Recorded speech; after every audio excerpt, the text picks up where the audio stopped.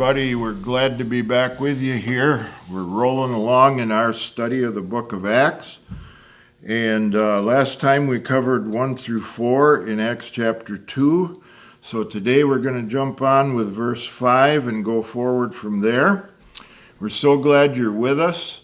And we just believe that this word is bringing forth fruit. We believe that it is planting seeds in you in some cases that are going to sprout and grow later on.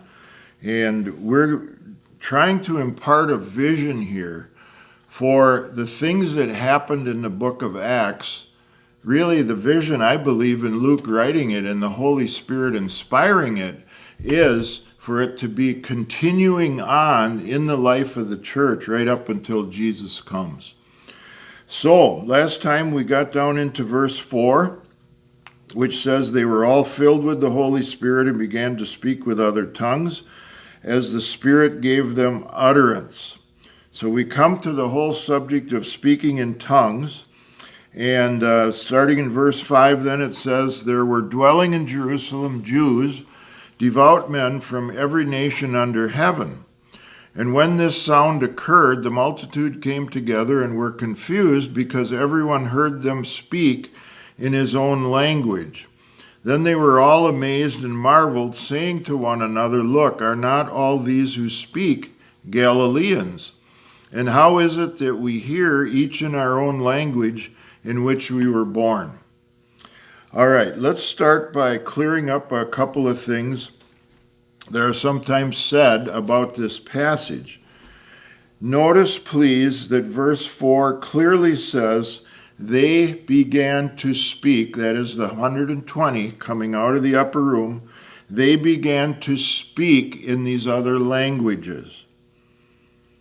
And then later on it says that the people that were hearing them were amazed, and I take that to refute the position that sometimes people say that the whole miracle was in the hearing. It was not. The miracle is in the speaking.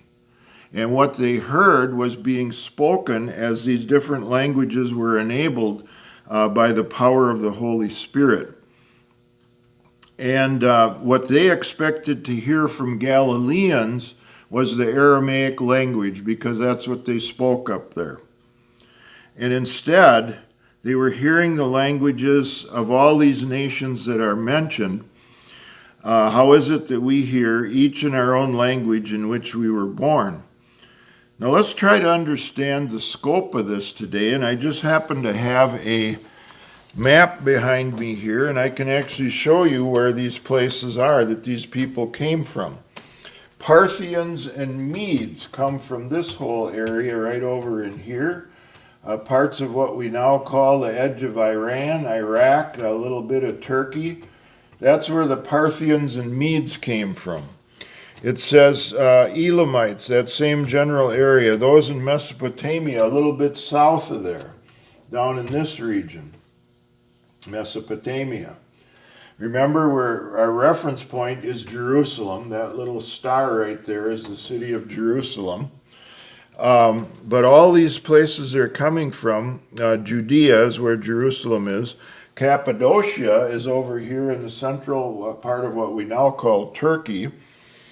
Pontus and Asia. Asia is more this, and Pontus is in there, more in this western part of this thing called Turkey now.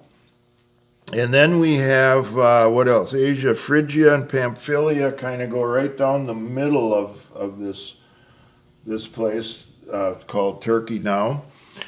And parts of Egypt and Libya, that takes us way over here. Here's where most of the Egyptians were in the Bible days.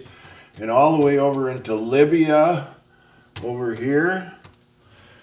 And then it says visitors from Rome, both Jews and proselytes. Rome is the farthest of all of this from Jerusalem. That takes us right over here on the Italian peninsula.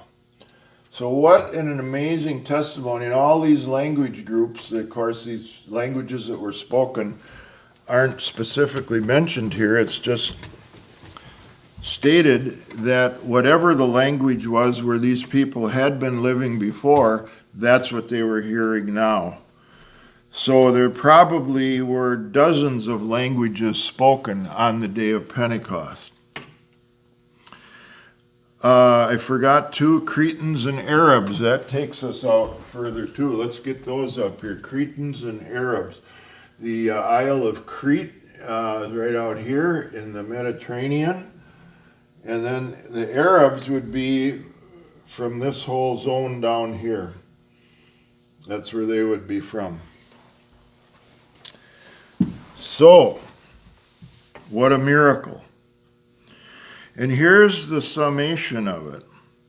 So they were all amazed and perplexed, saying, this is verse 12 now, saying to one another, whatever could this mean? Luke has placed that question here for a very significant reason in his narrative.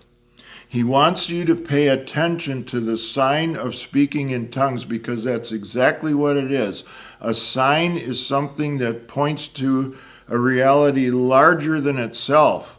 And as wonderful and powerful as speaking in tongues is, and it really is, it points to something greater behind it, that is the coming of the Holy Spirit, the anointing of these people to be proclaiming these things to the known world of their day.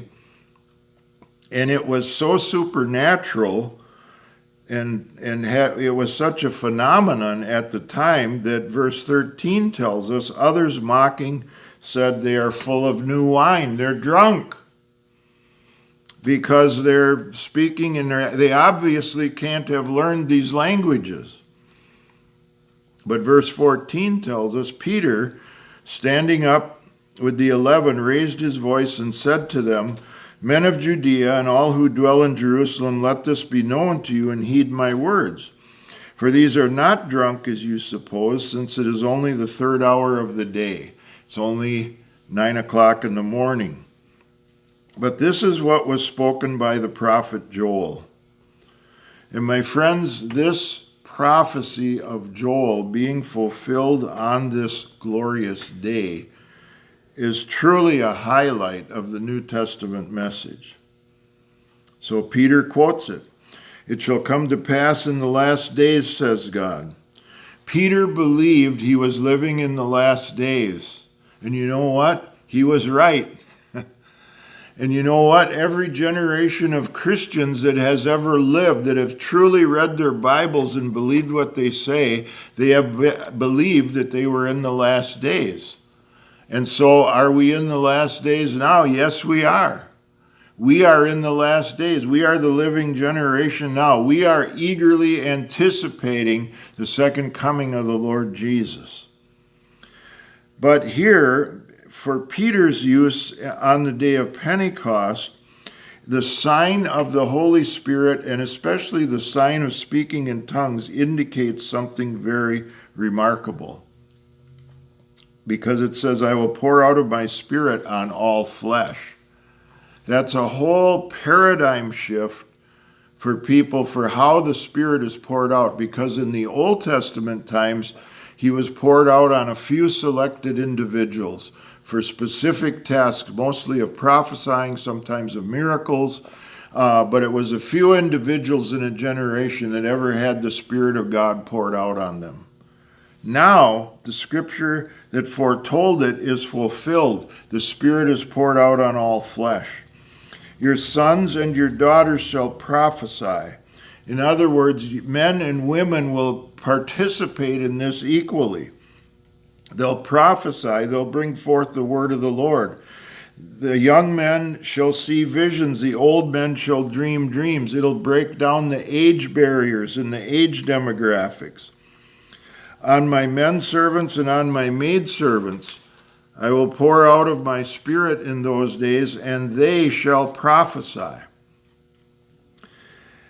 I believe that tongues is being presented in this chapter as prophetic speech that fulfills the plan of God in these scriptures that are quoted here from the book of Joel. As we proceed through the book of Acts, we will see this happening again and again on a number of occasions where people speak in tongues and or prophesy, where it becomes the sign and the signal that God has acted in his great event of salvation, his great event of empowering his people by his Spirit and preparing them to preach this gospel all over the world. Now, the passage in Joel goes on here as Peter continues quoting, "I will show wonders in heaven above and signs in the earth beneath, blood and fire and vapor of smoke. The sun shall be turned into darkness and the moon into blood before the coming of the great and awesome day of the Lord. And it shall come to pass that whoever calls on the name of the Lord shall be saved." What I believe this means is, starting on this day, the day of Pentecost, the mighty power of God is loosed on the earth.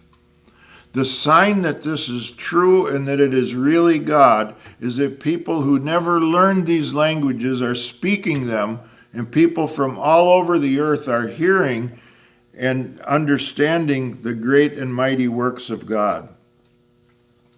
With the last part of this Joel prophecy, we're being told that this is going to project us right through until the very second coming of Christ himself. But this awesome word in verse 21, "It shall come to pass that whoever calls on the name of the Lord shall be saved." That's the message. That's the message that had to be preached in Jerusalem, then in Judea, then in Samaria, and then out to the ends of the earth. And you and I are a part of that right now. That's exactly what we're doing, and we are in line with what is presented here in the book of Acts. God bless you, and thanks you for studying together with us here today. Hi, how you doing? Pete Cooper with Heart of the Father Ministries. Say, if you like what you see here, go ahead and click on the subscribe button, and we will contact you every time that we release something new. And also feel free to go online. You can donate to Heart of the Father Ministries, and you can help support the Apostolic Training Institute. That's our channel on YouTube. So thanks for watching, and bless you in the mighty name of Jesus.